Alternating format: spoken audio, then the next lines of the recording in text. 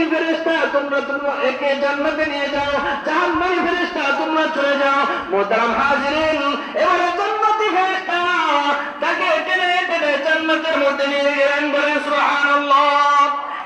100 মানুষ খুন করার পর, হত্যা করার পর যে ব্যক্তি ইলমে দ্বীন শিক্ষা করার জন্য, আলেম হওয়ার জন্য, কোরআন হাদিস শিক্ষা করার জন্য ঘর থেকে বের হয়েছেন, সর্বত্র বের হয়েছেন, একটা অক্ষর সে শিখতে পারে নাই, কিন্তু মহান আল্লাহ তাআলা দয়া করে মায়া করে তার জীবনের সমস্ত গুনাহ মাফ করে জান্নাতি বানিয়ে দিলেন। বলেন সুবহানাল্লাহ।